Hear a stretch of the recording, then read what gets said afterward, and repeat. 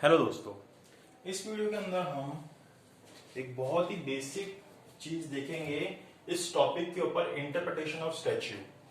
अब देखिए, जो इंटरप्रिटेशन ऑफ स्टैच्यू है इसका मतलब क्या है। अगर आप इसका लिटरल मीनिंग देखें तो हमें इसके वर्ड से ही पता चलता है कि इंटरप्रिटेशन ऑफ स्टैच्यू का मतलब क्या है। इंटरप्रिटेशन मतलब जो हम एक ऑर्डिनरी मीनिंग देखते हैं इंटरप्रिटेशन का, ये जब किसी चीज को एक्सप्लेन करते हैं, किसी चीज का मीनिंग एक्सप्लेन करते हैं, उसको हम क्या बोलते हैं, इंटरप्रिटेशन बोलते हैं। तो कोई भी चीज हो सकती है, explaining the meaning of something. किसी भी चीज का जब आप मीनिंग एक्सप्लेन कर रहे हैं उसको हम क्या बोलेंगे, आप उसको इंटरप्रिटेट कर रहे हो, आप उसको सही तरीके से समझा रहे हो दूसरे व्यक्ति को, जो चीज वहां पे है उसी को हम क्या बोल देते हैं, इंटरप्रिटेशन बोल देते हैं। अब यहाँ पे हम किसका इंटरप्रिटेशन कर रहे हैं, स्टैच्यू का इंटरप्रिटेशन कर रहे हैं। स्टैच्यू मतलब कि ऐसा लॉ जो किसने एनेक्ट किया है, लेजिस्लेचर ने एनेक्ट किया है। तो लॉ एनेक्टेड बाय लेजिस्लेचर को हम जब उसका मीनिंग निकालते हैं उसी को हम क्या बोल देते हैं, इंटरप्रिटेशन ऑफ स्टैच्यू। तो यहां पे जो समथिंग है वो क्या हो गया, लॉ हो गया, लॉ एनेक्टेड बाय लेजिस्लेचर हो गया कि हम किसका मीनिंग निकाल रहे हैं, स्टैच्यू का मीनिंग निकाल रहे हैं, लॉ का मीनिंग निकाल रहे हैं। अब देखिए, मीनिंग निकालने की जरूरत क्यों पड़ती है। कई बार जो लेजिस्लेचर ने लॉज बनाए होते हैं, जो एनेक्ट किए होते हैं, उसके अंदर कुछ वर्ड्स ऐसे होते हैं जिसके मीनिंग के ऊपर एम्बिग्यूटी आ जाती है, मतलब कि कंफ्यूजन हो जाती है कि इस वर्ड का एग्जैक्ट मीनिंग क्या है।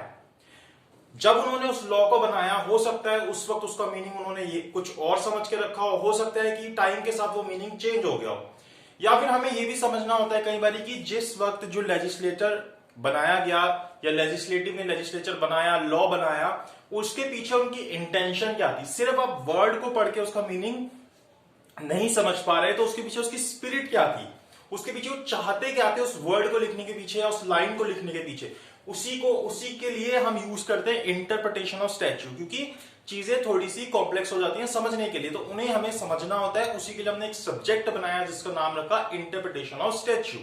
यहाँ पे बहुत सारे मेथड हैं, आगे हम धीरे धीरे उनको सीखेंगे। अब इसकी जरूरत क्यों है, देखिए ये एक प्रोसेस है, ये एक प्रोसेस है।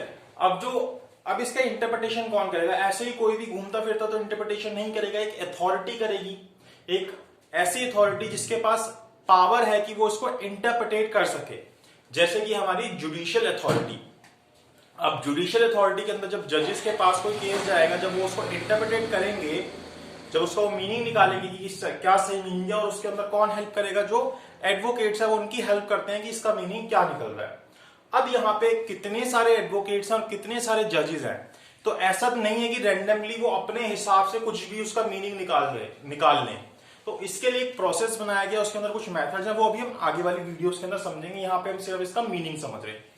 अब देखिए, ये हम क्या कर रहे हैं, लॉ का मीनिंग निकाल रहे हैं। अब लॉ जो है उसको भी हमने कई तरीके से क्लासिफाई कर दिया, जैसे कोडिफिकेशन, ये एक तरीके का लॉ ही है। जब हम कोडिफिकेशन करते हैं तब उसको लॉ ही बोलते हैं। जैसे हमने सीपीसी बनाया, कोड ऑफ सिविल प्रोसीजर, हमने क्या किया कि एक अनरिटन चीज को, जो लिखित में नहीं थी, जो ऐसी चल रही थी, उसको हमने लिखित में ले आए, तो वो क्या हो जाता है, कोडिफिकेशन हो जाती है।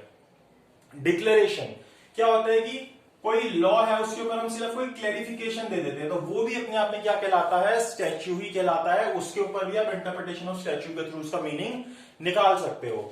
ऐसे ही रेमिडियल और अमेंडमेंट, ये दोनों तो चीजें एक तरीके से सेम ही है, लेकिन जो रेमिडियल है ये किसके लिए है, कॉमन लॉ के लिए, और अमेंडमेंट जो है वो किसके द्वारा है, स्टैच्यू के ऊपर है। जब इसको अल्टर किया जाता है, इन दोनों चीजों को चेंज किया जाता है, तब हम उसको रेमिडियल या अमेंडमेंट बोल देते हैं। ये जज या लेजिस्लेचर के द्वारा किया जाता है और ये भी स्टैच्यू के अंदर इंक्लूडेड होता है।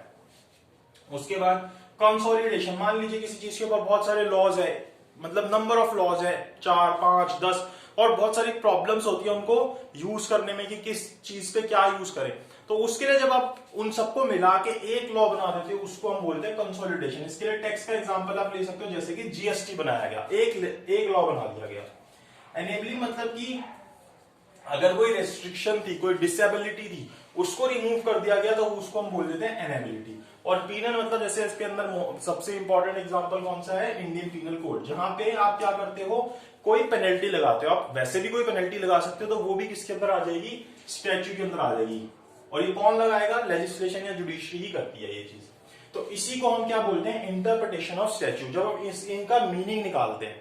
अब देखिए अगर हम इसके मीनिंग के ऊपर आए, मतलब कि इंटरप्रिटेशन ऑफ स्टैच्यू का एग्जैक्ट मीनिंग क्या है, डेफिनेशन अगर आप पढ़ना चाहो जो आप एग्जाम में भी लिख सकते हो, तो क्या कहता है, आर्ट ऑफ फाइंडिंग आउट। हम क्या कर रहे हैं, आर्ट ऑफ फाइंडिंग आउट। अब देखिए इसको इसने आर्ट बोला, आर्ट क्यों बोला, आर्ट ऐसी चीज होती है जो टाइम के साथ हमें आती है, हमें प्रैक्टिस करनी पड़ती है, हमें बार बार उन चीजों को समझना पड़ता है, इसलिए ये क्या है, आर्ट है। आर्ट ऑफ फाइंडिंग आउट, हम ढूंढते हैं द ट्रू सेंस, की असली सेंस क्या है, असली मीनिंग क्या है, ऑफ एन एनेक्टमेंट। एनेक्टमेंट मतलब कि जो लॉ बनाया गया, by giving the words of enactment their natural and ordinary meaning। अब जैसे हमें एक वर्ड का, अगर एक वर्ड लिखा गया उसका हमें मीनिंग निकालना है, तो हम क्या करेंगे, जो हमने प्रैक्टिस करी, जो हमने चीजें डेवलप करी अपने अंदर, जिसको हम आर्ट बोलते हैं, उसके अंदर हम फाइंड आउट करेंगे इसका ट्रू सेंस, इस वर्ड का असली मीनिंग क्या है जो इस एनेक्टमेंट के अंदर लिखा गया, by giving the words of enactment natural and ordinary meaning, कि उसका नेचुरल मीनिंग क्या है और ऑर्डिनरी मीनिंग क्या है, आमतौर पर वो किस तरीके से यूज होता है और उसका असली तौर पर मीनिंग क्या है। तो वो चीज हम जब हम निकालते हैं उसी को हम क्या बोल देते हैं, इंटरप्रिटेशन ऑफ स्टैच्यू, कि आपने इस पे मीनिंग निकाला। और हम क्या बोल सकते हैं, ये क्या है, प्रोसेस है। जैसा मैंने आपको शुरू में भी बताया कि इंटरप्रिटेशन ऑफ स्टैच्यू एक प्रोसेस है, स्टेप बाय स्टेप आप चीजों को फॉलो करते हो, bye which the meaning of particular legislation can be ascertain, कि आप पर्टिकुलर चीज का मीनिंग निकाल रहे हो, उसी को हम क्या बोल देते हैं, इंटरप्रिटेशन ऑफ स्टैच्यू बोल देते हैं। तो आप इसको लिख सकते हो, आप अपने एग्जाम में अगर ये डेफिनेशन लिखोगे तो बिल्कुल सही होगी।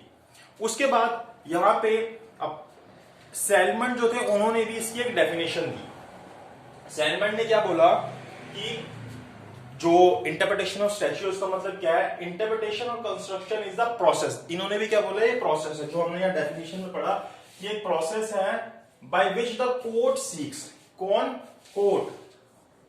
कोर्ट सीक्स टू असर्टेन, वो असर्टेन करना चाहता है, मतलब एक तरीके से पता करना चाहता है कि द मीनिंग ऑफ लेजिस्लेचर, ये जो लेजिस्लेचर है इसका मतलब क्या है, through the medium of authoritative form in which it is express. Authoritative form में जिस तरीके से उसको एक्सप्रेस किया गया था, उसके मीनिंग को क्या करना चाहता है, असर्टेन करना चाहता है कि एग्जैक्टली यहां पे है क्या।